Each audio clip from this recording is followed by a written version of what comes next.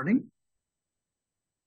And ladies and gentlemen, the last week, all the three lectures have been, the link to all the three lectures have been provided to you, hoping that at least we have seen them, we have gone through them, and if you have any question, initially to the online students, Abdullah, Nurullah, Umar, do you have any question from the last week lectures? Where, but ये भी बताता चलूं कि हमने last week में TCP/IP model को study करना शुरू किया था. We talked about the TCP/IP model और हमने जो इसकी 5 लेयर्स हैं, हमने उस लेयर की बातें शुरू की थी कि इसमें कौन सी 5 लेयर्स मौजूद हैं. अगर पहले आपकी तरफ मिसाल के तौर पे application layer, transport layer, network layer, data link layer, and finally the physical layer. So if you have any question about this TCP/IP model or any other question which you feel relevant, I'll be happy to respond.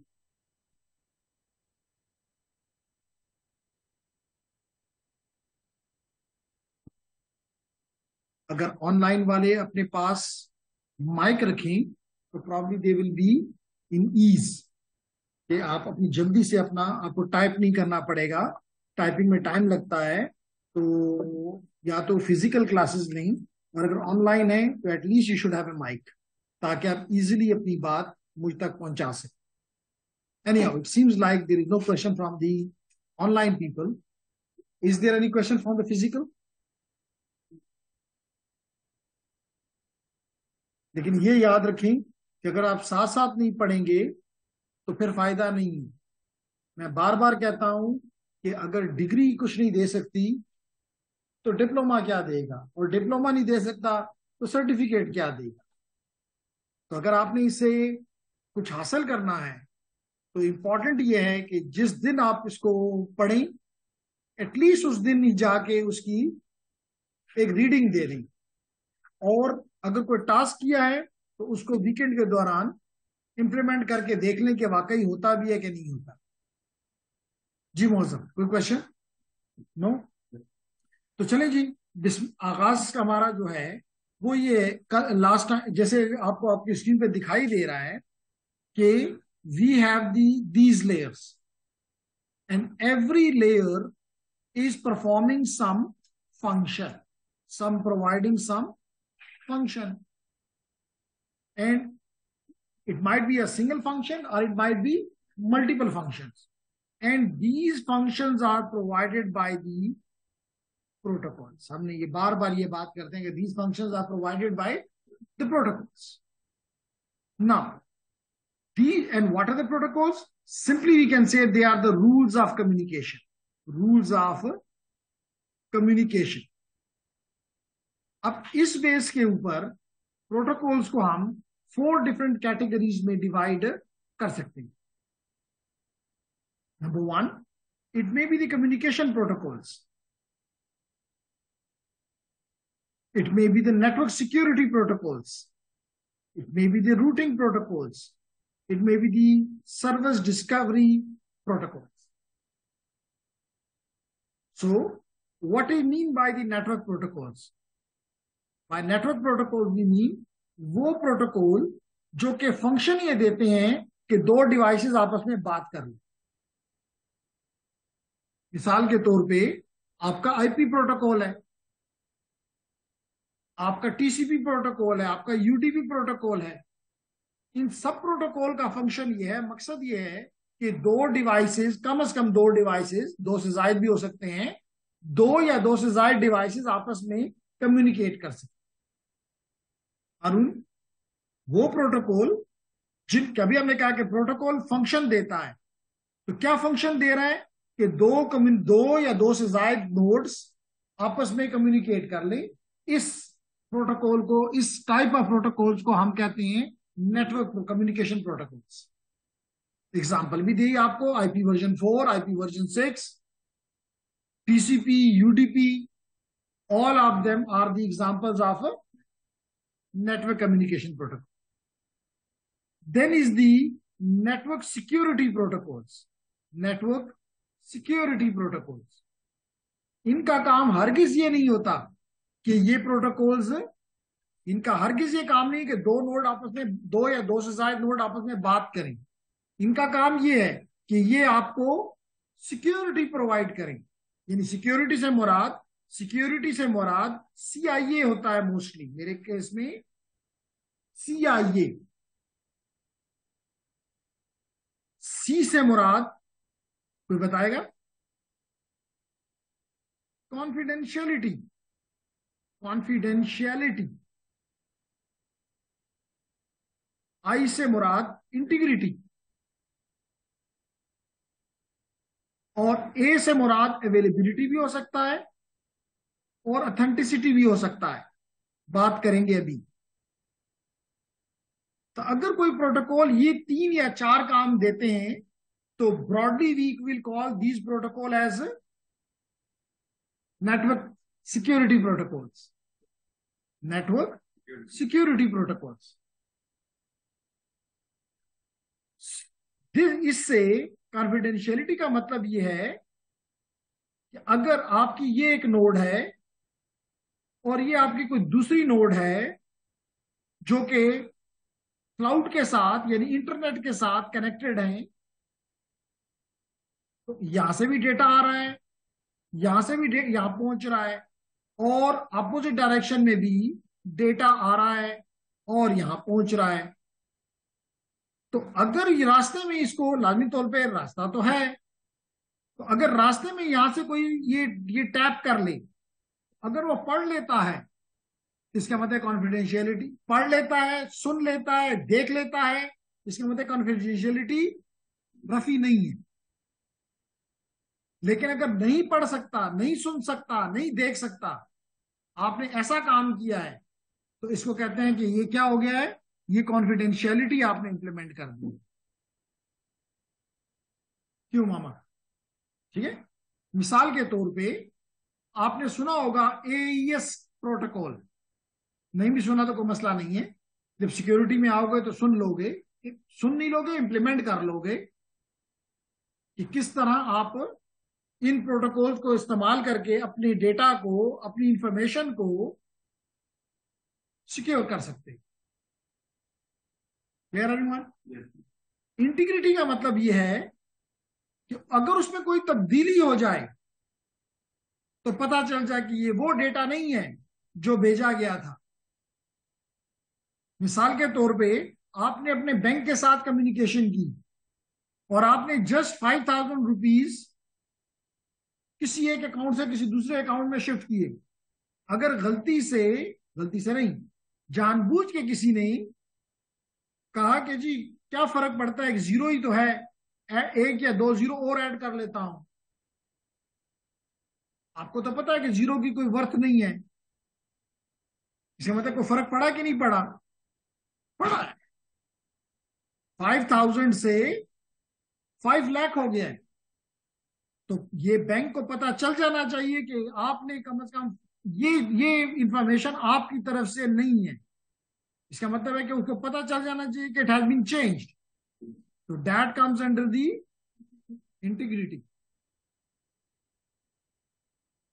Number 3, availability. अब लाजमी तौर पर इसके लिए भी protocol होंगे। किस तरह हम ये चीज इंश्योर करेंगे कि ये डेटा वही है या तब्दील हो चुका हुआ है। अगेन, अवेलेबिलिटी का मतलब ये है कि अगर एक ये सर्वर है, लेट करें ये यूईटी का वेब सर्वर है, काम तो इसका है कि जब भी आप लिखें www.uitpeshawar.edu.pk तो आपको यूईटी का वेब पेज नजर आ जाना चाहिए। या आप इसका आपका जो डेटाबेस सर्वर है उसका काम यह है कि जब भी आप अपनी रजिस्ट्रेशन नंबर दें, आपकी ट्रांसक्रिप्ट आपको दिखा दे। लेकिन अगर ऐसा नहीं होता, इसका मतलब है कि वो सर्वर, वो मशीन, वो सिस्टम अवेलेबल नहीं है। ऑन तो है, अवेलेबल नहीं है, आपको वो सर्विस नहीं दे रहा। जैसे अगर आपको एक टीचर यूनिवर्सिटी में नजर तो आए लेकिन क्लासेस में ना आए, तो इसका मतलब वो है तो सही लेकिन अवेलेबल नहीं है। तो that is again A security problem. जिस मशीन को जिस पर्पस के लिए आपने लगाया है वो पर्पस नहीं दे रही। तो हारून इसको हम क्या कहते हैं, नॉन अवेलेबिलिटी या डिनाइल ऑफ सर्विस। क्या हो गया है, डिनाइल ऑफ सर्विस हो गया है। तो again this is a security issue. कोई भी नहीं चाहता, जैसे बिल्कुल इसी तरह की गाड़ी तो आपके घर में खड़ी है, लेकिन वो आपको आपके काम के लिए लेकर नहीं जा सकती। जब भी आप कहते हैं कि गाड़ी में बैठ के जाना है शॉपिंग के लिए, किसी भी यूनिवर्सिटी जाना है, ऑफिस जाना है, गाड़ी खराब हो, गाड़ी कहती है मैं नहीं जा सकती, तो दिस इज डिनाइल। तो अगर यहां पर भी नेटवर्क्स में होता है तो इसका हम क्या कहेंगे कि अवेलेबिलिटी का इश्यू है। इसी तरह ऑथेंटिसिटी। ऑथेंटिसिटी का मतलब यह है कि अगर मैंने एक मैसेज भेजा है आपकी तरफ, तो सिस्टम में ऐसे प्रोटोकॉल होने चाहिए जो कि ये इंश्योर करें कि ये वाकई एहसान ने भेजा है। एहसान उससे वापसी ये ना कह सके कि जी मैंने नहीं भेजा हुआ। जैसे अगर आप अपने बैंक को कुछ इंस्ट्रक्ट करते हैं और कल कहते हैं मैंने तो नहीं किया, तो ये आपका मैसेज ऑथेंटिक होना चाहिए। जिस तरह आपने सुना होगा डिजिटल सिग्नेचर्स की बात, आपने सुना होगा डिजिटल सर्टिफिकेट्स की बात, तो all this comes under the cyber, this network security or cyber security, and all the protocol which helps you for to achieve this task are known as network security protocols। है कोई मुश्किल बात? Okay उसके बाद है next routing. Routing का meaning है, routing का मीनिंग है कि आप बेस्ट पाथ फाइंड करें from your machine to any machine in the world. लेकिन अगेन मैं बार बार ये कहता होता हूं कि साइंस में, रिसर्च में कोई ऐसी टर्म नहीं है जिसको हम कहें बेस्ट, कोई ऐसी टर्म नहीं है जिसको हम कहें वर्स्ट। क्या डेफिनेशन है best? You have to show me. Highly efficient, क्या डेफिनेशन है हाईली एफिशिएंट? आमतौर पे तो हम कहते हैं कि ये बच्चा बड़ा लाइक है। क्या मतलब है लाइक है? यहां पे मकसद ये है कि बेस्ट जब कहोगे तो इन टर्म्स ऑफ सम के, जी मिसाल के तौर पे ये डिले कम लेता है, मिसाल के तौर पे ये जहां पे बैंडविड्थ ज्यादा वाले पाथ को इस्तेमाल करता है, मिसाल के तौर पे ये लेस नंबर ऑफ हॉप से अपने डेस्टिनेशन को पहुंचाता है। तो हम ये कहते हैं ये बेस्ट, उसके साथ हम कहेंगे कि जी that is best in terms of this. तो राउट इस अमल को लाजमी तौर पे आप दुनिया के किसी भी साइट के लिए लिखते हैं और आप वहां पहुंच जाते हैं, तो आपके कंप्यूटर से उस कंप्यूटर तक का कोई रास्ता आपको बताता है। इस अमल को कहते हैं राउटिंग। इसके लिए मोस्टली आपके डायनामिक राउटिंग प्रोटोकॉल्स हैं जो ये काम कर रहे होते हैं। डायनामिक रूटिंग प्रोटोकॉल्स ये काम कर रहे होते हैं। मिसाल के तौर पे हो सकता है आपने सुना हो नाम रिप का, राउटिंग इंफॉर्मेशन प्रोटोकॉल। आपने नाम सुना हो ओएसपीएफ का, आपने नाम सुना हो आईएसआईएस का, आपने नाम सुना हो ईआईजीआरपी का, आपने नाम सुना हो बीजेपी का। तो ये सब के सब राउटिंग प्रोटोकॉल्स हैं जिनका काम ये होता है कि इन terms of their own best ये एक आपकी मशीन से किसी भी दूसरी मशीन तक आपके लिए रास्ते ढूंढें। अदरवाइज तो फेसबुक हमारे ऑफिस में नहीं पड़ा हुआ, यूट्यूब हमारे ऑफिस में नहीं पड़ा हुआ। Make sense? So these protocols select दी, जैसे मैंने पहले कहा, सेलेक्ट दी बेस्ट पाथ्स, और इन बेस्ट पाथ्स को ये एक टेबल के अंदर स्टोर करता है जिसको कहते हैं राउटिंग टेबल या राउटिंग इंफॉर्मेशन बेस, रिब। तो जब भी हम देखेंगे, जब हम राउटर पे काम करेंगे, तो जब हम चेक करेंगे इस राउटर का कि राउटिंग टेबल में क्या कुछ है, क्योंकि बाज़ औक़ात आप किसी डेस्टिनेशन तक नहीं पहुंच सक रहे। क्यों नहीं पहुंच सक रहे? इसका मतलब मे भी राउट ना हो, चेक करना पड़ेगा कि राउट है कि नहीं। तो ये हर एक प्रोटोकॉल अपना अलग अलग राउटिंग टेबल बनाता है। Clear everyone? ओके। या ये कह रहे हैं कि हर एक प्रोटोकॉल राउटिंग टेबल बनाने में मदद करता है, लेकिन लाजमी नहीं कि सब के सब आप इस्तेमाल करें।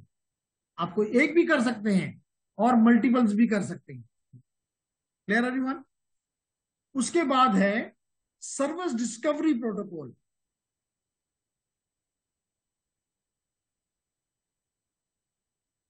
Service discovery protocols. Service discovery, कोई सर्विस मौजूद है और मिसाल के तौर पे आप जब यहां पे आते हैं और आप नेट से कनेक्ट हो जाते हैं, तो आपको एक कोई सर्विस है जो कि आपको आईपी दे देती है। मैनुअल तो कोई काम ना, आप कोई रिक्वेस्ट करते हैं ना ही यहाँ पे कोई बैठा हुआ बंदा आपको कुछ देता है। इसका मतलब ये है कि कोई यहाँ ये सिस्टम खुद अपनी इस सर्विस को डिस्कवर करता है और उसको इस्तेमाल कर लेता है। या इसको आप इसकी एक नई टर्म आजकल इस्तेमाल होती है, ZTP, zero touch provisioning. Zero touch यानी कि आपको कुछ नहीं करना पड़ता, खुद ही सिस्टम जहां भी उसके हार्डवेयर के सॉफ्टवेयर पड़े होते हैं, खुद ही उनको सर्वर से डाउनलोड करता है, खुद ही इंस्टॉल करता है और खुद ही उसको इस्तेमाल के काबिल बना देता है। आपको कोई कोई काम करने की जरूरत नहीं होती, जिसे कहते हैं जीरो टच। और वो सर्विस आपके लिए प्रोविजन कर दी गई। मेरी बात समझ आ रही? तो इस तरह प्रोटोकॉल कितने किस्म के हो गए लेडीज एंड जेंटलमैन? 4 टाइप्स के। Network communication protocols, security protocols, routing protocols and the service discovery protocols. Make sense? और ये तो आपको याद रखना ही रखना है कि ये प्रोटोकॉल्स किसी भी कोई ना कोई फंक्शन हर प्रोटोकॉल देता है, जैसे मैंने कहा। और हर प्रोटोकॉल का अपना एक फॉर्मेट होता है जिसको कहते हैं सेंटेक्स होता है। इसको कहते हैं सेंटेक्स होता है। और ये कुछ रूल्स को फॉलो करके अपना फंक्शन परफॉर्म करता है। सेंटेक्स क्या होता है? ये रूल सेंटेक्स नहीं। रूल जो सेंटेक्स जो है वो ग्रामर है, यानी फॉर्मेट है। जैसे मिसाल के तौर पे अगर कल की क्लास में आप थे तो आपने देखा कि सबसे पहले वर्जन का IP4 में सबसे पहले फील्ड थी 4 बिट की वर्जन की। उसके बाद अगली 8 बिट जो थे that was the 4 bit, sorry, internet header length था। तो ये क्या बता रहा है? आपको फॉर्मेट बता रहा है, ग्रामर बता रहा है, ऑर्डर बता रहा है, जिसको क्या क्या बोलते हैं? सेंटेक्स। बात समझ आ गई? ओके। और लाजमी तौर पे जैसे मैंने कहा कि इसको सेंटेक्स को रूल्स के मुताबिक इस्तेमाल करके आप कोई मीनिंग हासिल है, वरना है तो यहाँ पे कोई भी बिट्स लिखे, सारे के सारे बिट्स हैं। यहां भी बिट्स हैं। मिसाल के तौर पे 0100 लिखा हुआ है, बट अगर आप उसको एज ए रूल इस्तेमाल करेंगे तो give you some meaning. Meaning क्या है? ये शो करता है कि कौन सा वर्जन प्रोटोकॉल का इस पैकेट को बना रहा है, जिसको कहते हैं सिमेंटिक। क्या कहते हैं? सिमेंटिक। जी, एनी क्वेश्चन? जी, सर्विस डिस्कवरी दोबारा रिपीट करते हैं। और सर्विस डिस्कवरी का मीनिंग ये है कि अब देखें, आपको आईपी मिला, एक सर्विस है ना। yes. आप आए, जरा अपना कंप्यूटर आपने ऑन किया और इंटरनेट से आप कनेक्ट हो गए। yes. और जब आपने चेक किया तो आईपी कॉन्फ़िग से नजर आ रहा है कि आपको आईपी मिला हुआ है। आपको बता दिया गया कि आपका गेटवे कौन है, आपको बता दिया गया कि आपका DNS कौन है। एग्री करते हो? Anyone who is not agreeing with me? जैसे मिसाल के तौर पे अगर मैं यहां पे लिख दूं कमांड प्रॉम्प्ट पे, और आपको पता है कि अगर मैं यहां लिख दूं IP config /all, तो आपको नजर आएगा कि अभी एक सेकंडों में आपको नजर आ गया कि ये इंफॉर्मेशन मिसाल के तौर पे मुझे मिली कि तुम्हारा IP एड्रेस जो है वो ये, मैंने तो नहीं मांगा, मेरे एज ए यूजर मैंने नहीं मांगा। मुझे बता दिया गया कि तुम्हारा गेटवे जो है ये है, मुझे बता दिया गया कि तुम्हारा डीएचसीपी ये है, मुझे बता दिया गया है कि तुम्हारा डीएनएस ये है या ये है, जो मर्जी इस्तेमाल करो। इसका मतलब ये हुआ कि ये सर्विस खुद ब खुद मुझे मिल गई। इसको कहते हैं दिस सर्वर। हमने इस सर्विस को डिस्कवर किया। ये कौन सी सर्विस कर रही है? डीएचसीपी। तो मेरी मशीन ने इस डीएचसीपी सर्विस को एक्सप्लोर किया, डिस्कवर किया कि ये है, उसको इस्तेमाल कर लिया। इसी तरह आप आए और वाईफाई मिल गया, आप आए तो इसका मतलब कि किसी ने डिस्कवर किया, किसी ने डिस्कवर किया।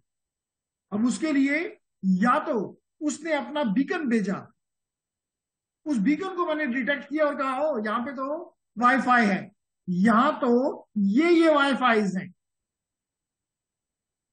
इडियोरॉम भी है, सिस्को लैब भी है, इन्फिनिक्स स्मार्ट भी है, and many more as you can see on the screen.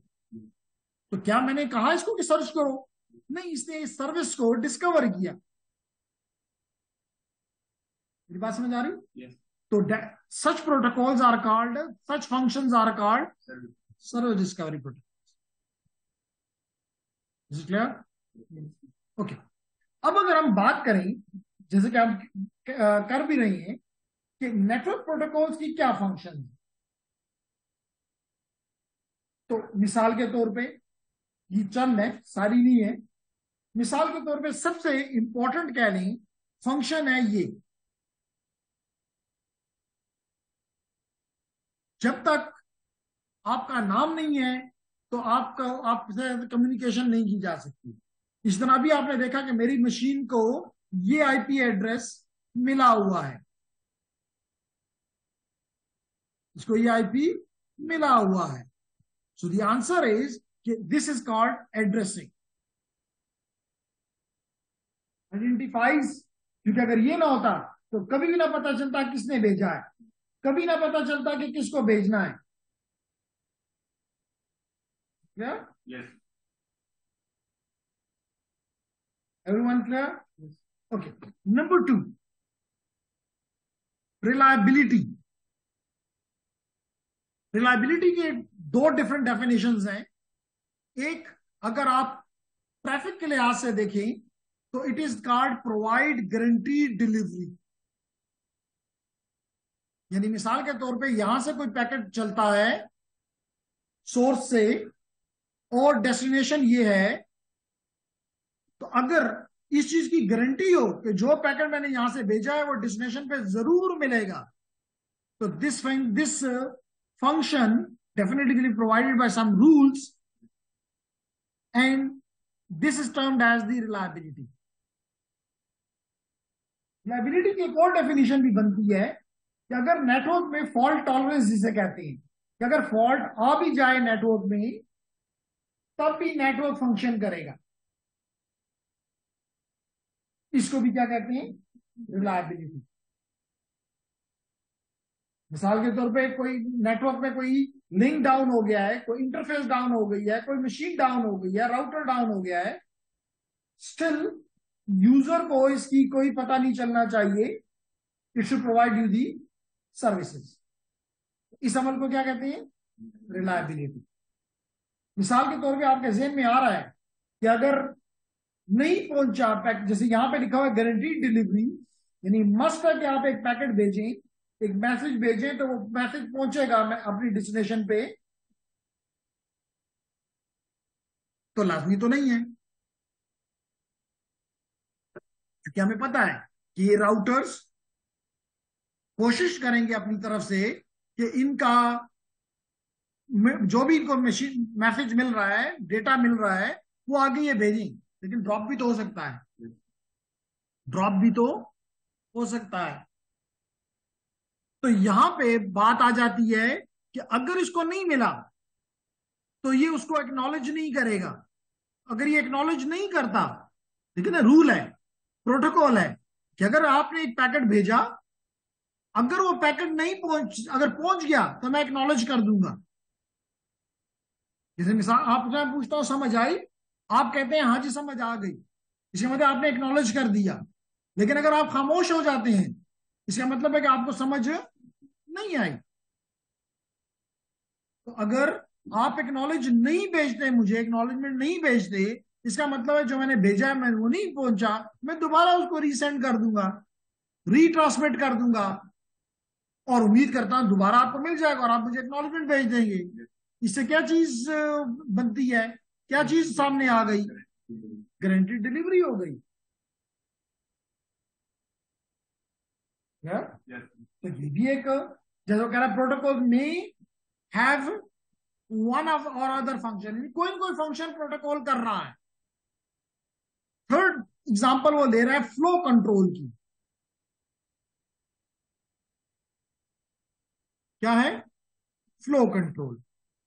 आपको पता है कि आपके घर में आजकल तो फैन का वो है, अगर मैं अभी रिमोट हाथ में ले लूं तो मैं फैन को स्लो भी कर सकता हूं, फास्ट भी कर सकता हूं। ऐसा ही है ना? क्या हो रहा होता है इस वक्त? आपने कभी सोचा है कि अगर ये फैन है, इसको आप मुख्तलिफ स्पीड्स पे रन कर सकते हो, तो जब आप इसको कम करंट पास करते हो तो ये कम स्पीड पे चलता है, आप नेक्स्ट स्पीड पे ले जाते हो तो ये तेज हो जाता है। इसका मतलब है you are controlling the flow of electricity to this fan because of which it speed is changing. ऐसा ही है ना? इसी तरह, इसी तरह अगर हम एग्जांपल ले लें वाटर टैप की, तो वाटर टैप में भी आप उसको जू जू ते कम या ज्यादा करते हैं तो पानी ज्यादा, यानी कि आप उसके पानी के फ्लो को उस टैप से कंट्रोल करते हैं। सो लेडीज एंड जेंटलमैन, यहां पे फ्लो कंट्रोल का क्या मतलब है? क्योंकि मिसाल के तौर पे ये सोर्स है, ये डेस्टिनेशन है। डेस्टिनेशन मिसाल के तौर पे बिजी है या कमजोर है, दोनों बातें कर सकते हैं हम। तो अगर ये बिजी है, तो अगर ये इसको लेट करें कि 1 गीगाबिट पर सेकंड पे भेज रहा है, ये नहीं उनका जवाब दे सक रहा, तो लाजमी तौर पे वो जो आप अपनी रिक्वेस्टें भेजेंगे वो जाया जाएंगी। क्यों रफी? जाया जाएंगी ना। इस अमल के लिए लाजमी है कि ये इसको बताए कि मैं बिजी हूं, या मैं जितनी आपकी पावर है मेरी इतनी पावर नहीं है। मेरा प्रोसेसर जो है वो P1 है, आप कोराई 9 पे हैं, मेरे पास तो P1 है। मैं नहीं आपकी इतने डेटा को बर्दाश्त कर सकता। Slow down, please slow down. इसका मतलब है कि what this destination is doing control. और जब ये कहेगा कि स्लो डाउन, तो ये एकदम 1 गीगाबिट पर सेकंड से हो सकता है 1 मेगाबिट पर सेकंड पे आ जाए, यानी 1000 टाइम अपनी स्पीड को कम कर दे, रिड्यूस कर दे। इस और इसकी वजह फायदा क्या होगा? अब जो पैकेट या रिक्वेस्ट आएंगी वो जाया नहीं हो जाएंगी, क्योंकि पहले ये भेज तो 1 गीग रहा था, नो डाउट, लेकिन प्रोसेस तो यहाँ पे 1 मैग हो रहा था। इसका मतलब है कि बाकी जो है that was wasted and that need to be send again, क्योंकि ये अपने पास स्टोर नहीं कर सकते, इसकी मेमोरी लिमिटेड है। तो that is the wastage of not only the its own resources but the resources on the network, वो भी इस्तेमाल हुए और कुछ फायदा नहीं हुआ, नॉट डिजायर्ड। ऐसा ही है ना? तो इसलिए इस अमल को कहते हैं फ्लो कंट्रोल। क्लियर? ओके। अब साथ में कह रहा है ensure data flow at an efficient rate, जिसपे दोनों खुश, वो एफिशिएंट रेट है। Clear? Okay. Then is the sequencing, that is another function. Sequencing का मतलब नंबरिंग। क्योंकि मैं उम्मीद करता हूं अगर नहीं भी गलत भी है तो आप मुझसे बात कर सकते हैं कि आपका लेट करें कि मे बी 10 गीगाबाइट्स का कोई चीज आप डाउनलोड कर रहे हैं या अपलोड कर रहे हैं। आजकल की फाइलें इस साइज की हैं, यू अपलोड और download very big chunks. Now ladies and gentleman, जैसे मिसाल के तौर पे कल मैंने कुछ फाइलें डाउनलोड की, और देख लेते हैं कि जी अप्रोक्सीमेटली क्या साइज था उनका। ये 4 फाइलें मैंने कल डाउनलोड की in my D drive, and the D drive, here is the images, and I downloaded these 4 images. Check कर लेते हैं कि उसमें से ये जो है seems to be very big. किस साइज की है? 1 GB, 8 GB, 8 बिलियन बिट्स। इतनी बड़ी नहीं है लेकिन फिर भी बड़ी है। तो क्या ये सारी की सारी एज ए सिंगल यूनिट मेरे कंप्यूटर की तरफ आई? Not at all. It was broken down into smaller pieces, and these pieces one by one was sent toward my destination, toward this PC. अगर ये बात ट्रू है, अगर ये बात ट्रू है, तो क्या मुझे ये टुकड़े चाहिए? ना भेजने वाले के पास टुकड़े हैं, ना मुझे टुकड़े चाहिए, मुझे एक यूनिट चाहिए, इकट्ठा एक चीज चाहिए। तो it means it need to be recombined at the destination. If it need to be recombined, they must be numbered. क्योंकि नंबर ना होता तो, क्योंकि हो सकता है कि जो पहला पैकेट है वो बाद में पहुंचे और जो दूसरा उसका पैकेट है वो पहले पहुंच जाए। क्यों मामा? नहीं, ऐसा मुमकिन नहीं है। क्यों मुमकिन है ऐसा? जी ठीक है, ठीक है, लेकिन मेरा क्वेश्चन ये है कि अगर लेट करें कि आपने उसके 10 हिस्से किए, हो सकता है कि 10th वाला पहले पहुंच जाए और 1 वाला जो है वो सबसे आखिर में पहुंच जाए। Yes, that I am saying, that is the reason I am asking you कि मेरी बात समझ आ रही है?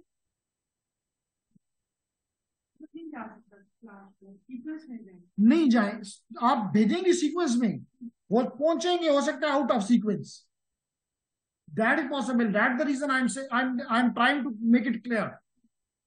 अगर ये जिस ऑर्डर में मैंने भेजे उसी ऑर्डर में पहुंच रहे हैं तो फिर तो नंबरिंग की जरूरत ही नहीं है।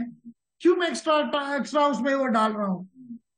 तो इट इज पॉसिबल कि 1 to 10 मैंने भेजे, मैंने तो 10 सबसे आखिर में भेजा, लेकिन वो सबसे पहले पहुंच गया। उसके बाद हो सकता है नंबर 7 मिल गए, हो सकता है उसके बाद नंबर 3 मिल जाए, हो सकता है उसके बाद नंबर 1 मिल जाए। तो they were collected at the destination out of order, out of sequence. अब मेरी बात समझ आई? अब ये तो समझ आ गई कि जी they can reach to the destination out of order, लेकिन ये बात आपने फिर भी नहीं पूछ रहा कि why it is happening like this. Because मुख्तलिफ रास्ते हैं।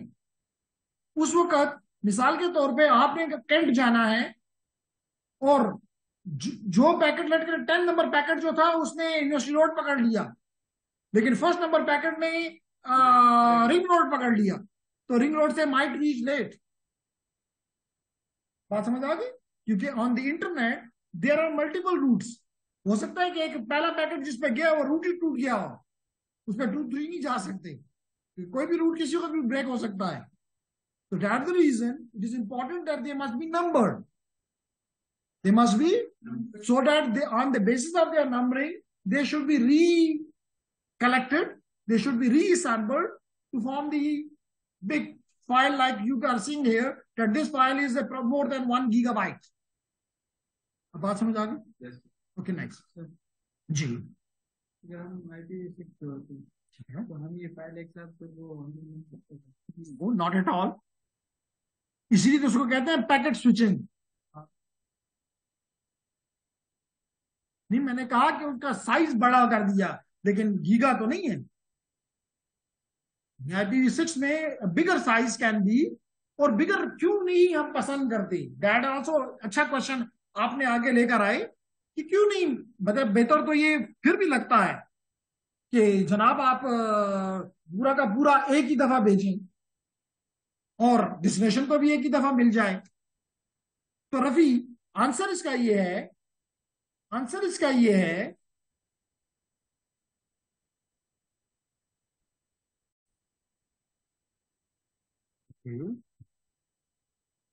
so Nurullah and Umar is here, hoping that other will also join us. तो लेडीज एंड जेंटलमैन, अगर हम मिसाल तो भी 10 GB की फाइल है, अगर मैं एक ही यूनिट की, रफी के कहने के मुताबिक एक ही यूनिट के तौर पे इसको भेज दूं, तो आपको पता है कि आपका नेटवर्क काफी सोफिस्टिकेटेड हो गया है। सोफिस्टिकेटेड का मतलब यह है कि एरर कम हो गए हैं, लेकिन फिर भी कुछ प्रोबेबिलिटी तो है। मे बी मैं कहता हूं 1 bit out of 1 billion bits, 1 out of 1 billion. तो अभी हमने कहा है कि अभी अगर हम इसको वन भी कह लूं, चलें, अभी जो एक रियल मैंने आपको फाइल बताई वो 1 गीगाबाइट था, ये जी मैंने इसको 1 गीगाबाइट कर दिया। तो अगर मैं ये पैकेट भेजूं और डेस्टिनेशन पे ये चीज पहुंच जाए, क्या, और आपको पता है कि दिस इज 8 गीगा बिट्स, कितने बिट्स एरर में आने की प्रोबेबिलिटी है? शाबाश, 8। तो अप्रोक्सीमेटली, क्योंकि एक बिलियन में एक, जो कि बड़ा कम है, लेकिन हमने फराखदिली का वो किया कि अगर हम 1 बिलियन बिट भेजते हैं तो सिर्फ 1 बिट एरर में आती है। तो क्योंकि ये 8 बिलियन बिट से, गीगा का मतलब होता है 10⁻9, गीगा का मतलब होता है 10⁻9। इसका मतलब जैसे कि रफी ने कहा कि चांसेस ये हैं कि 8 बिट एरर में होंगे। अगर ये जैसे अभी ये इमेज था, किसी राउटर का इमेज था, इसमें तो 1 बिट भी खराब हुई तो एक्सेप्टेबल नहीं है। इसका मतलब है कि मुझे जो चीज मिली है, चाहे इस 8 गीगाबिट को रिसीव करने में हो सकता है मुझे 10 मिनट लग गए हों, जाया। एग्री? जी, क्या क्वेश्चन आपका? वो IPv6 कैमरा जो हम कर रहे थे, उससे वो फ्लैग होता वो हटाया गया है ताकि, क्योंकि आपने कहा कि इसमें पैकेट्स को हम डिवाइड करने की जरूरत नहीं होती, कैमरे का पेन बड़ा हो जाए। हाँ, लेकिन जो टेक्नोलॉजी नीचे है, आपको बड़ा पैकेट कर लिया, लेकिन उसके लिए मिसाल के तौर पे, अगर आपने थे फॉर फास्ट इथरनेट, आप गीगाबिट पे चले गए, लेकिन इसका मतलब नहीं कि आप गीगा का पैकेट भेजो। पैकेट फिर भी आप कोशिश करोगे कि छोटे में भेजूं। हाँ,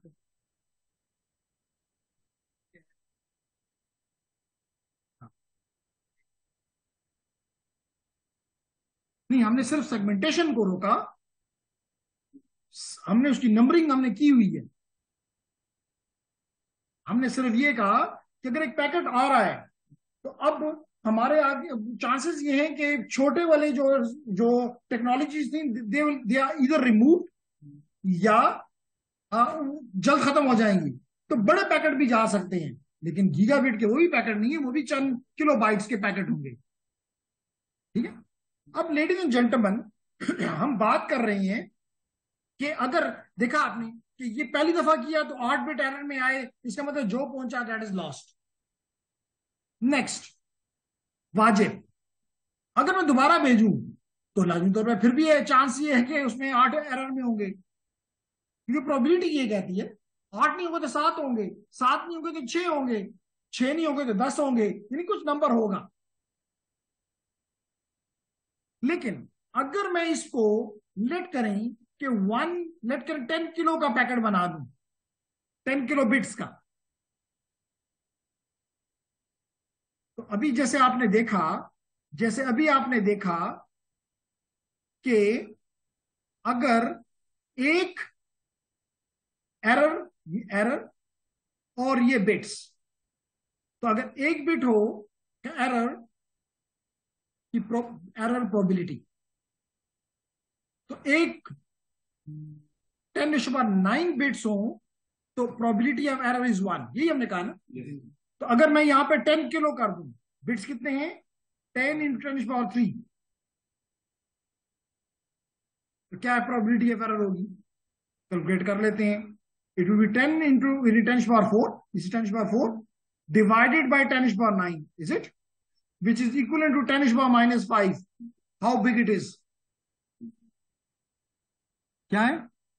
बहुत स्मॉल। इसका मतलब कि इस पैकेट की विदाउट एरर पहुंचने की प्रोबेबिलिटी बहुत हाई है। तो अगर मैं इसको छोटे छोटे पीसेस में भेज दूं तो चांसेस ये हैं कि ये बगैर एरर के पहुंच जाएंगे। नंबर 2 बात, अगर एरर आ भी जाए, एरर आ भी जाए तो इतने पीस में एरर आएगा ना, छोटी सी चीजें दोबारा भेज दूंगा, लेकिन इसको तो दोबारा भेजते हुए दिल भी डरता है। बात समझ आ रही है ना? इसलिए it is that is called packetisation. That is the reason हम कभी भी बड़े चंक्स नहीं भेजते, we always divide them into smaller pieces and then each piece is switched by the devices, by the intermediate devices, and they reach to the destination. And then at the destination, they are recombined. All the control information, as you know, is removed, and the only the payload or the message, that part are combined back, and we get this combined part is given to the application. अब बात समझ आ गई? No? कहां पे मसला? Okay, combined की समझ नहीं आई तो अभी कंबाइंड की क्लियर कर देते हैं। हमने ये पढ़ा हुआ है कि हमारे पास अगर ये हमारा टीसीपी आईपी सूट है, ये हमारी फिजिकल लेयर है, ये हमारी डेटा लिंक लेयर है, ये हमारी ट्रांसपोर्ट नेटवर्क लेयर है, ये हमारी ट्रांसपोर्ट लेयर है, और ये हमारी एप्लीकेशन लेयर है। ऐसे ही है ना?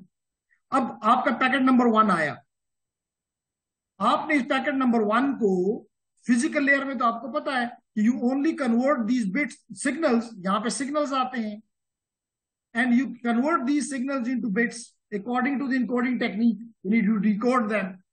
अब इसके बाद जो चीज आप ऊपर देंगे, that will be a frame. Frame में कुछ पार्ट हेडर का होगा और कुछ आपका पेलोड होगा। आप ये हेडर रिमूव कर देंगे और ये पेलोड ऊपर भेज देंगे। फिर इसमें भी ये देखेगा कि इसमें भी पार्ट हेडर का है और कुछ पेलोड है, हेडर रिमूव कर देगा और पेलोड ऊपर दे देगा। यहां पे भी देखेगा कि साथ हेडर है, ये हेडर को रिमूव करेगा और पेलोड ऊपर दे देगा। अब इसके बाद पैकेट नंबर 2 आया, फिर पैकेट नंबर 3 आया, फिर पैकेट नंबर 4 आया। नाउ दीज पैकेट्स में अल्टीमेट जो चीज यहाँ पे एप्लीकेशन में पहुंच रही है, ये वो मैसेज का पार्ट्स है।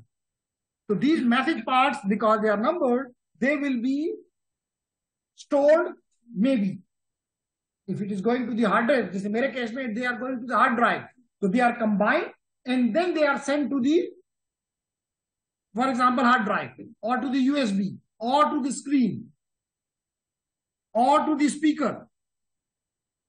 बात समझ आ रही? आई थिंक सिस्टम में पैकेट को डिवाइड करना है, वो नहीं करेंगे, सिर्फ रास्ते में उसको तोड़ेंगे नहीं, शुरू में टूटा हुआ पिसा भेज रही है। अब सही है, दैट्स नाइस। जी वाजिद, को बात समझ आ रही है कि नहीं? कहाँ है आपका दोस्त? कहाँ चले गए? माशाल्लाह। और आपका भाई? अच्छा चलें, प्रेजेंटेशन को कुछ ज्यादा नहीं हो गई? Okay, and here we have the Abdullah, Laiba, Noorullah and Umar. Do you have any question? मेरी बातें समझ आ रही हैं कि प्रोटोकॉल क्या फंक्शन पर, क्या क्या फंक्शन परफॉर्म कर सकते हैं?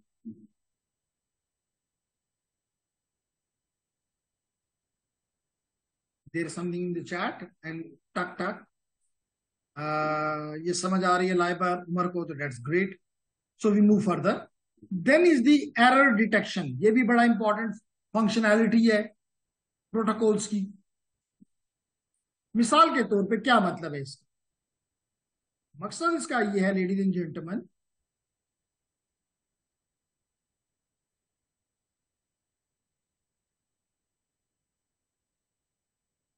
हम इंशाल्लाह ताला इस वीक में ही, पहले से बता रहा हूं कि स्ट्रेट केबल और क्रॉस केबल बनाना आप लोग सीखेंगे। और स्पेशली जो मेरे डेटा उसके स्टूडेंट्स हैं सीएसई के, आपने प्रॉब्ली ये काम किया तो है, लेकिन उन केबल्स को आपने इस्तेमाल नहीं किया, तो इसलिए उन क्लासेस को मिस नहीं करना।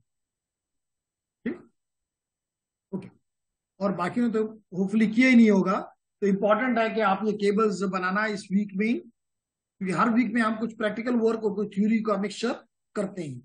तो आप स्ट्रेट केबल, क्रॉस केबल, और फिर कहाँ कहाँ वो इस्तेमाल होती हैं, उनको इस्तेमाल करके और इंश्योर करेंगे कि जो आपने सीखा वो आपको आता है। ठीक है, ओके। एरर डिटेक्शन का मतलब ये है, लेडीज एंड जेंटलमैन, कि मिसाल के तौर पे ये आपकी मशीन है, ये आपका पीसी है, और आपने यहां से बिट्स ही भेजने हैं ना, 100 लेट के लिए भेजा, और किसको भेजा? फेसबुक को भेजा, चले जी, एफबी को भेजा।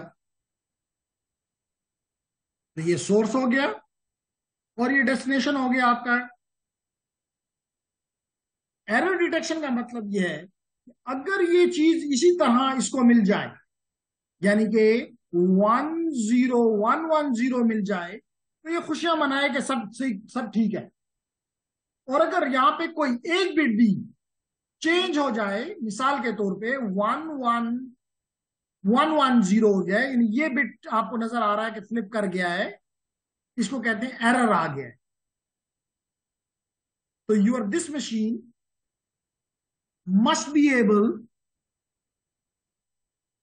to identify that whatever is being received is not correct. This phenomenon is called error detection. Error detection. बात समझ आई? Yes, sir. अगेन हम कह रहे हैं, काम कौन करेगा? प्रोटोकॉल करेगा। Yes. अब सवाल ये पैदा होता है, वो तो अच्छी बात है कि आप पूछते नहीं है, सवाल ये पैदा होता है कि अगर इसको पहले से पता था कि मुझे 10110 मिलना है, 10110 मिलना है, क्योंकि इसके अलावा कुछ मिला, तो इसने कहा एरर है, इसने कहा कि एरर है। इसका मतलब या तो ये कह दो कि इसको पहले से पता था, और या फिर ये कह दो कि इसके पास कोई जादू की छड़ी है। दो ही बातें हो सकती हैं। अगर पहले से पता था तो फिर तो बड़ा बेवकूफ है। चाहिए तो ये था कि उसको कह देता कि मुझे पता है तुम क्या भेजने चाह रहे हो, मत भेजो, मैं खुद ही बना लेता हूं, क्योंकि मुझे तो पता है। ऐसी बात भी नहीं है। अदरवाइज तो आप किसी से बात कर रहे होते, उसको कॉल करते, जो ही वो फोन उठाता कहता बोलो मत, मुझे पता है तुमने क्या कहना है, बस ये बंद हो गया। समझ गया हूं, पता है मुझे। क्यों समझिया? ऐसा होता है? नहीं, होता है। पता नहीं होता, इसलिए तो आप फोन उठाते हैं, कहते हैं हाँ जी बताओ क्या खैरियत तो है। ठीक है ना जी? दूसरा बात कि भाई इसके पास कोई जादू की छड़ी है, तो साइंस और टेक्नोलॉजी में तो आपको पता है कि कोई जादू, कोई तावीज नहीं चलता। वरना सारी बड़ी बड़ी टेक्नोलॉजी जो होती है वो पाकिस्तान में होती है। अमेरिका गरीब तो है भूखा मरता। टेक्नोलॉजी तो फिर हमारे पास होनी चाहिए थी ना, क्योंकि हम एक तावीज बनाते तो एटम बम बनता, एक दूसरा तावीज बनाते तो रॉकेट बनता, तीसरा बनाते तो टैंक बन जाता। नहीं, ऐसा नहीं हो रहा। तो क्या हो रहा है? आपका सोचने का अमल यहां पे है कि भाई आखिर क्या ऐसा अमल है जिससे एफबी को पता चल जाता है कि ये वो नहीं है कम से कम जो भेजा गया है, चाहे इनके दरमियान में थाउजेंड ऑफ किलोमीटर अवे हैं। आपके दरमियान एफबी इज इन यूएस।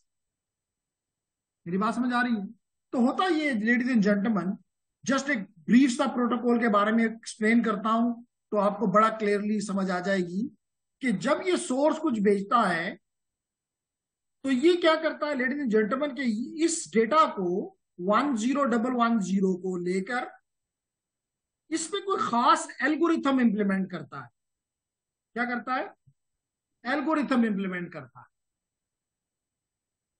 और इस एल्गोरिथम की वजह से कुछ एक्स्ट्रा बिट्स जनरेट होती हैं, एक्स्ट्रा बिट्स जनरेट होती हैं, जिनको आप रिडंडेंट बिट्स भी कह सकते हैं।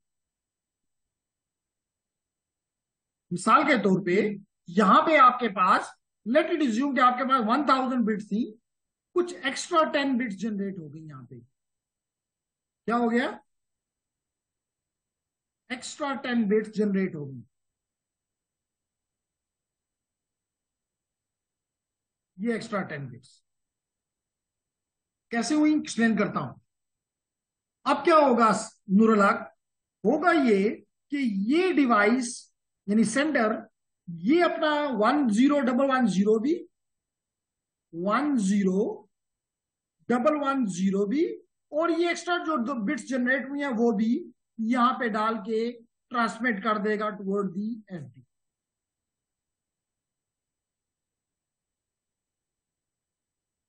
बात समझ आ रही? अब जब एफबी के पास ये डेटा, पूरा डेटा पहुंचा, यानी कि ये एक्स्ट्रा बिट्स भी और ये एक्चुअल डेटा भी, जो कि हो सकता है कि फ्लिप हो चुका हो या ना हुआ हो, तो ये क्या करता है, इसमें से सिर्फ डेटा का पार्ट उठा लेता है, इसको फॉर अ टाइमिंग छोड़ देता है। तो इस डेटा को लेकर, जो कि मैं जूम करता हूं कि वो ये डेटा है, हो सकता है ठीक हो सकता है ठीक ना हो, कोई मुझे नहीं पता, एफबी को भी नहीं पता, जादूगर नहीं है एफबी। अब क्या होगा, ये उसके ऊपर यही एल्गोरिथम दोबारा अप्लाई करता है, यही एल्गोरिथम दोबारा अप्लाई करता है, और लाजमी तौर पर इसको भी एक्स्ट्रा बिट मिल जाते हैं, रिटर्न बिट्स कैलकुलेट हो जाते हैं, इसके पास भी रिटर्न बिट्स जनरेट हो जाते हैं। अब ये इन रिटर्न बिट्स को और जो इसको भेजे गए इन दोनों को कंपेयर करता है। अगर दोनों केस में रिटर्न बिट सेम है, इसका मतलब है कि इस डेटा के ऊपर एल्गोरिथम तो सेम है।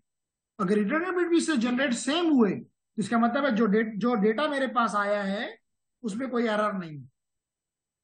अगर एरर नहीं है तो अपने कंप्यूटर को दे दो। और अगर ये बिट जनरेट जो हुए हैं और जो आपको ट्रांसमिट हुए ये डिफरेंट है, इसका मतलब सन सो मसला था। बट कहां है वो मसला, नहीं पता। सिर्फ ये पता है कि इस 1000 बिट जो आए हैं मेरे पास, जो कि यहां मैंने 5 दिखा रहा हूं सिर्फ, इनमें कहीं ना कहीं को मसला है, and I simply throw them because it is no more, it is just a garbage for me now. इस अमल को कहते हैं एरर डिटेक्शन। जी जी, आ सकता है। बेसिकली अगर ये 1000 बिट्स हैं और ये 10 बिट्स हैं, ये 1000 हैं और ये 10 बिट्स हैं, किसमें एरर आने के चांस ज्यादा है? 1000। तो अगर यहां पे भी आ जाता है, आ सकता है, चांसेस आर लो, प्रोबेबिलिटीज लो, तो क्या होगा, पैकेट, अच्छे पैकेट को ड्रॉप कर दूंगा। अच्छे पैकेट को ड्रॉप करना इज नॉट ए गुनाह, लेकिन बुरे पैकेट को ऊपर देना इज ए गुनाह। देखो ना, अदालत है, अगर एक गुनाहगार को, जिसने गुनाह किया है, उसको छोड़ दे तो इतना बड़ा गुनाह नहीं है, लेकिन अगर एक बेगुनाह को फांसी लटका दे तो ये बहुत बड़ा गुनाह है। Make sense? जी, एनी अदर क्वेश्चन? एल्गोरिथम को कैसे पता चलता है? ओके, एक क्वेश्चन ये पूछा गया, लेडीज एंड जेंटलमैन, कि किस तरह सोर्स को और डेस्टिनेशन को पता चलेगा कि हमने एक ही एल्गोरिथम इस्तेमाल करना है? The answer is standards. जब आप स्टैंडर्डाइजेशन, मिसाल के तौर पे हमने इथरनेट इस्तेमाल कर रहे हैं, तो यहां पे जो एल्गोरिथम इस्तेमाल होता है वो सीआरसी है। तो जब यहां पे सीआरसी है तो फिर यहां भी सीआरसी ही इस्तेमाल होगा, स्टैंडर्ड में लिख दिया गया।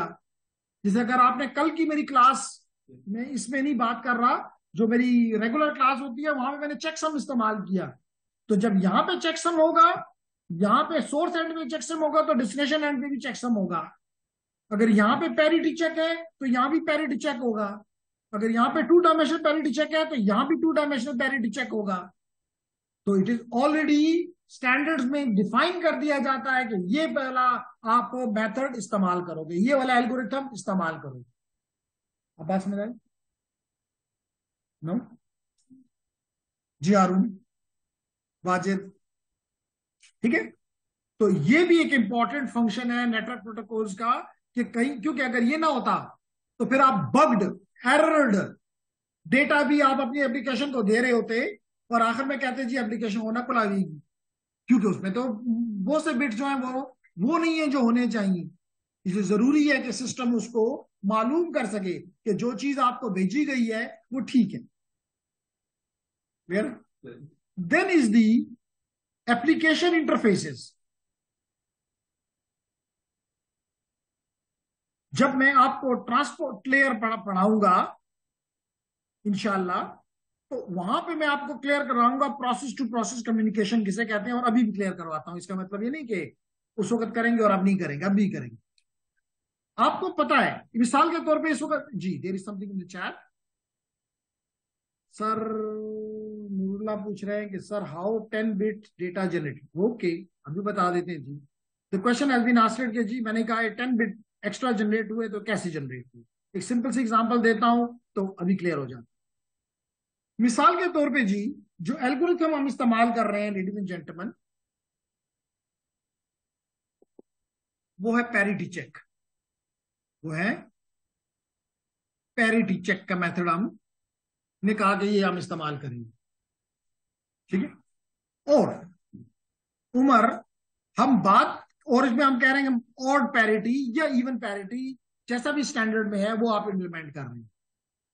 लेट करेंगे जी हमारा डेटा 7 बिट का है, जो मर्जी आपका आए वो ले ली। तो ये 5 हो गए, 6 और 7, 7 हो गए, 7 बिट्स हैं। सोर्स के एंड के ऊपर ये, जैसे मैंने यहां पे सोर्स के एंड के ऊपर जो ये डेटा है वो ये है 10111010। लेडीज एंड जेंटलमैन, यहां पे कितने वंस हैं? 4। हमने कौन सा पैरिटी का मेथड इंप्लीमेंट करना है? ऑड। तो हमें एक्स्ट्रा बिट एक जनरेट करनी होगी यहां पे इस बॉक्स में, which can make him odd. तो I should add a 1, I should add a 1। अब डेस्टिनेशन के बाद जब ये पहुंच, ये है उमर का सवाल का जवाब कि ये 10 बिट्स, यहां पे ये एक्स्ट्रा 1 बिट कहां से आया? ये हमें इस मेथड ने बताया कि जी आप पैरिटी चेक करें और make them odd, make them odd. अब लेट करें डेस्टिनेशन पे अगर यही चीज हु बहु यू पहुंच गई 10111010, उसने भी पैरिटी कैलकुलेट की, और पैरिटी में देखें 1 2 3 4 है तो 1 ही आएगा। अब जो आपको सेंड किया गया ये है, और जो आपको आपने खुद जनरेट किया वो ये है। अब क्योंकि दोनों ही इक्वल हैं, सेम है, इसलिए हम कह रहे हैं कि हमें जो डेटा मिला है वो ठीक है, वो करेक्ट है।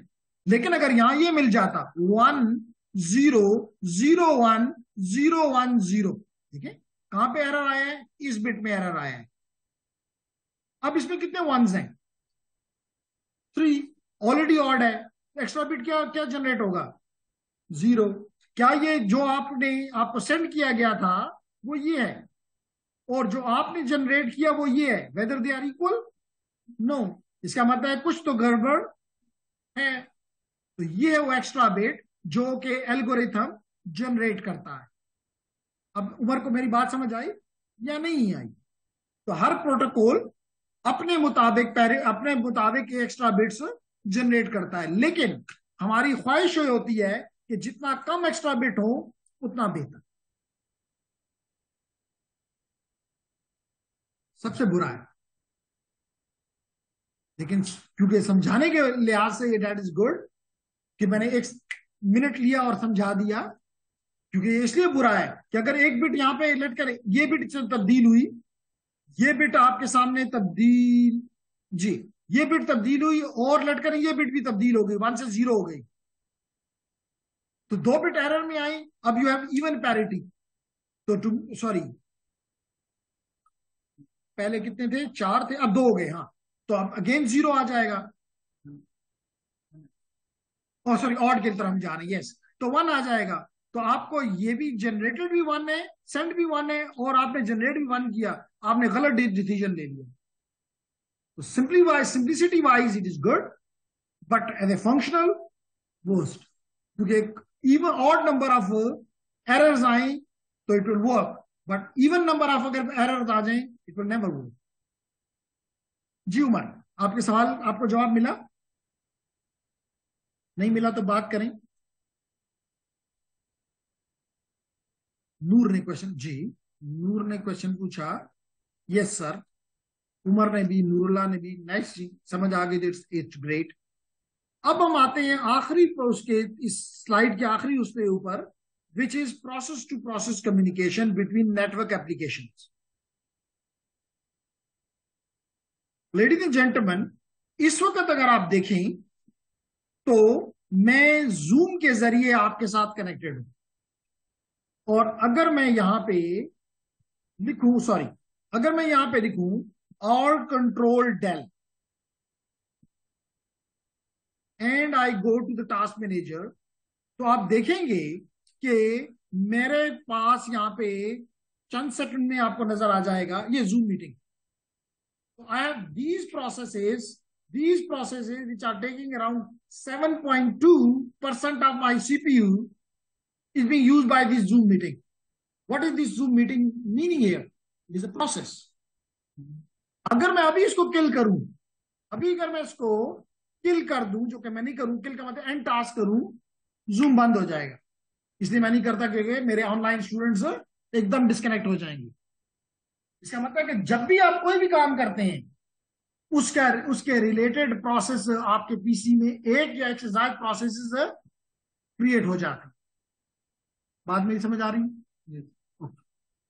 तो कहने का मतलब इधर ना सिर्फ मेरे कंप्यूटर पे ये जूम मीटिंग का सिर्फ प्रोसेस नहीं क्रिएट हुआ, उधर भी ये एक प्रोसेस क्रिएट हुआ है. तो ये दो प्रोसेस आपस में एक दूसरे से कम्युनिकेट कर रहे हैं.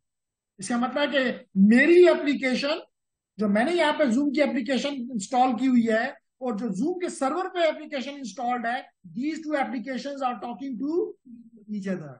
It is called a process to process communication. Again, to make these process to process communication, some protocol need to be used. बात समझ आ रही? Okay. So ladies and gentleman, हम बात कर रहे हैं अबाउट दी के process to process communication between network applications also requires some protocol behind them. Ji, any question? Generated bit होती है, इसकी लेंथ ज्यादा या कम होती है, क्या मतलब? जी, अगर जनरेटेड, मिसाल के तौर पे इसकी एक अच्छी एग्जांपल थी लेकिन उस वक्त मैंने नहीं बोली, अभी मैं इस पे बात कर लेता हूं ताकि क्लियर हो जाए. क्वेश्चन किया मुअज्जम ने और शायद जवाब जो है वो मामा दे देगी. दूसरे ने क्वेश्चन नहीं किया ना, उसको तो आप समझ आ गई है. तो मामा, सवाल इन्होंने ये किया कि अगर ये एक्स्ट्रा बिट ज्यादा आ जाए तो क्या नुकसान है. सिंपल सा सवाल है. अगर मिसाल के तौर पे अगर ये मैसेज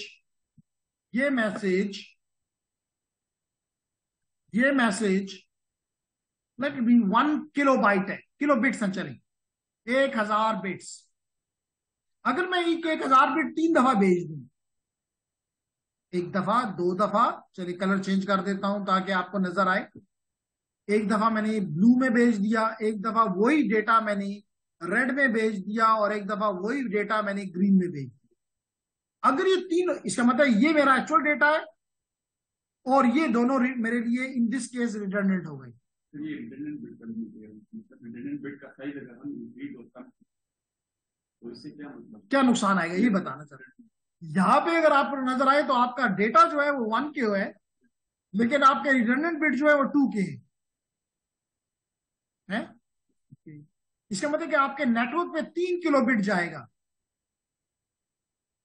लेकिन आपकी एप्लीकेशन को सिर्फ उनमें से जिसमें वो इंटरेस्टेड है वो है 1 किलो. इसका मतलब कि 2 किलो बिट आपके सारे रिसोर्सेज खा रही है. ये तो इस तरह हो गया कि अगर मैं बार बार कहता हूं कि यूनिवर्सिटी रोड किस लिए बनाया है, इसलिए बनाया कि आपकी गाड़ियां इस पे ट्रैवल करें. वो लोग जो कि टैक्स पे करते हैं उनको फैसिलिटेट किया जाए ताकि वो अपने ऑफिस को, अपने बिजनेस को, अपनी कॉलेजेस को, यूनिवर्सिटीज को इजिली पहुंच सकें. अगर माशाल्लाह इस पे 2 लाख आर्मी रोजाना जाए तो क्या ये, इसका मतलब कि पिशावर के जो लोग हैं वो तो 10,000 हैं, लेकिन 2 लाख आर्मी इस पे रोजाना जाती है.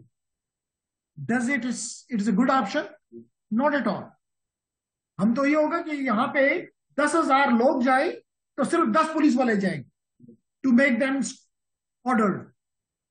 तो यहां पर भी अगर जितनी आपके कंट्रोल बिट ज्यादा होंगे, इसका मतलब कि योर बैंडविड्थ और your processing and all these things are wasted. You don't want this. मिला जवाब? यस और नो?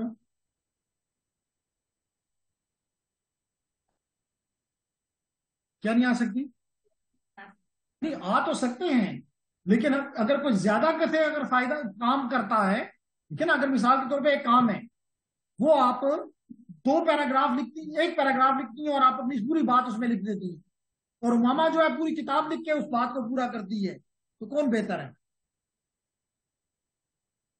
खुद ये मैं बिल्कुल। तो यहां पे भी ये कहना चाहते हैं कि अगर हम एरर डिटेक्शन लेट करेंगे 10 बिट से हासिल कर सकते हैं, तो हम 100 बिट क्यों भेजें? अब बात समझ आ गई? तो लेडीज एंड जेंटलमैन, हम बात कर रहे थे कि ये चंद फंक्शंस हैं जो कि हमारे राउटिंग प्रोटोकॉल देते हैं, ऐसा ही है ना? अब कुछ प्रोटोकॉल्स की उसने एग्जांपल के तौर पे लिया, जैसे मिसाल के तौर पे HTTP protocol, hyper text transfer protocol, जो किस काम आता है? वेब के लिए इस्तेमाल होता है।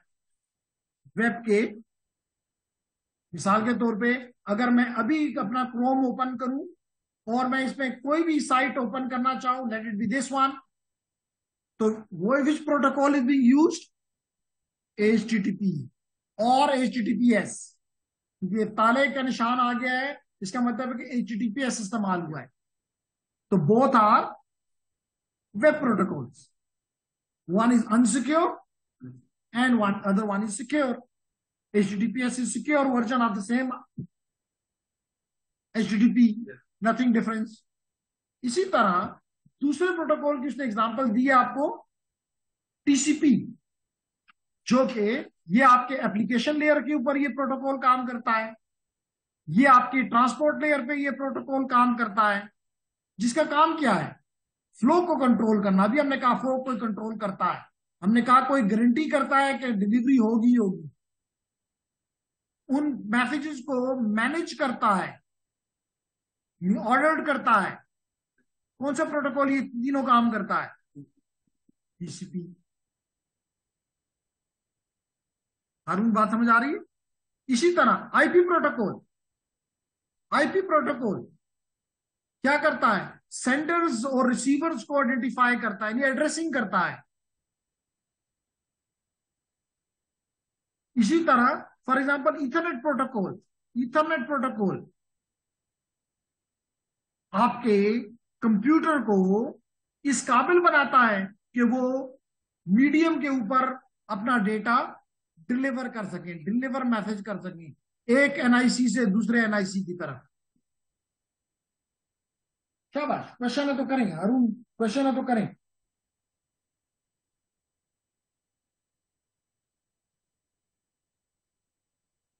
No question? Is there any question? Okay, then comes the next important is the protocol. तो आपको समझ आ गई ना? अब इन प्रोटोकॉल्स को अगर आप इकट्ठा एक जगह पे कर दें कि आपके लिए, क्योंकि एक प्रोटोकॉल एक काम करता है तो दूसरा प्रोटोकॉल दूसरा काम करता है। मिसाल के तौर पे आपने पाकिस्तान से बाहर ट्रैवल करना है, तो इसके लिए जरूरी है कि सबसे पहले आपके पास पासपोर्ट हो।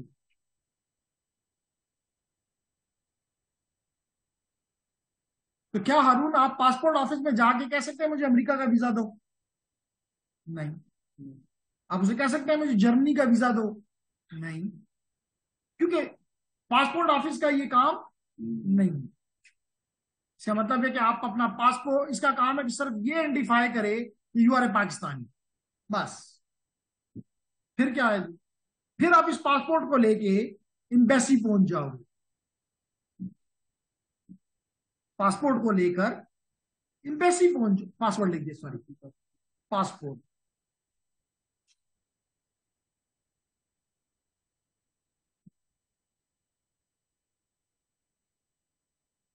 फिर आप एम्बेसी पहुंच गए, अगर आप इनको कहे मुझे पासपोर्ट दो, या इसको कहो मुझे यार टिकट दे दो, या उसे कहो कि मैंने ऐसे भी अमेरिका जाना है, ये सामान मेरा ले लो, ये अमेरिका में जाना है मैंने, आप लोग हंस पड़े कि नहीं, ये काम नहीं है एम्बेसी का। एम्बेसी आपको सिर्फ वीजा देगी, इजाजत देगी कि आप मेरे मुल्क जा सकते हैं। जब आपने वीजा ले लिया, इसके बाद आप अपना टिकट खरीदोगे। अब आप वीजा लेने के बाद ये नहीं कर सकते कि पर उठाएं सामान और पहुंच जाएं एयरपोर्ट पे जजीरा लमा, ठीक है ना। तो क्या होगा, आप टिकट खरीदोगे, जब आपने टिकट ले लिया फिर आप अपना सामान इकट्ठा करोगे और उस तारीख पे उस दिन पे वहां पहुंच जाओगे। सबसे पहले आपने जो लगेज ले जाना है वो आप चेक करवा के उनके हवाले करोगे, बल्कि उससे भी पहले, पाकिस्तान है तो उससे भी पहले 4 नंबर को हम दोबारा कर लेते हैं कि आप ये चीजें जो ऊपर आपने अपना टिकट है, पासपोर्ट है, ये चीजें आप अपने FIA वालों को दिखाएंगे कि जी ये देख लो मेरे पास चीजें हैं। अगर हैं तो वो आपको 5वें नंबर पे कहेंगे कि ये लगेज अपना दे दो, जमा करवा दो। अब वो जमा करवा देंगे। उसके बाद आप अपने हैंड बैग के साथ पहुंच जाएंगे एयरपोर्ट के लाउंज में। उसके बाद लाउंज से आपको कहा जाएगा कि आप फॉर एग्जांपल टर्मिनल के, खास टर्मिनल के ऊपर पहुंच जाओ। मिसाल के तौर पर टर्मिनल नंबर 2। दुनिया के बाद एयरपोर्ट इतने बड़े हैं कि आप एक टर्मिनल से दूसरे टर्मिनल में भी वाया ट्रेन जाते हैं।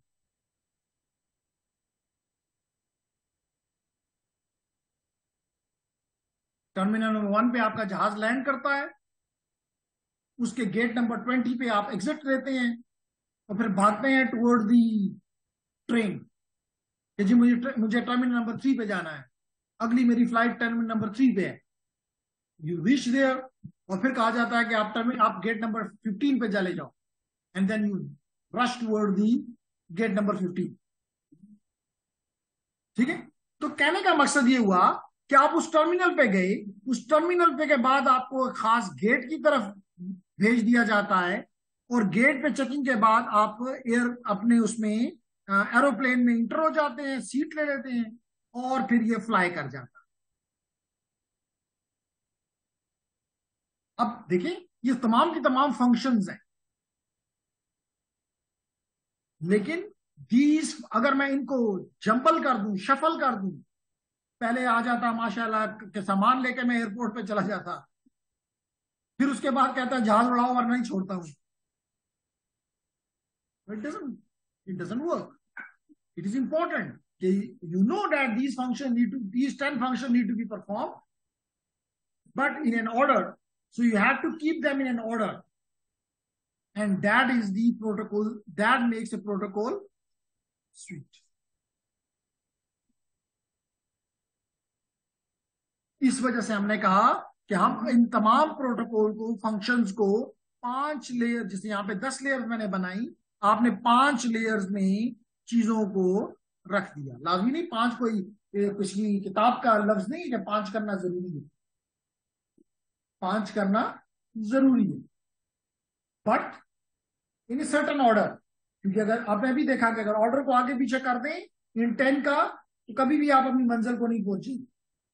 इसी तरह ऑल द प्रोटोकॉल, जो कि कुछ हमने प्रोटोकॉल अभी पढ़े, so these protocol are in a certain order and this ordered set of protocol is called protocol suite, and one of the protocol suite is TCP/IP model, the other one is the OSI model, the third one is the AppleTalk, and number 4 is the NetWare.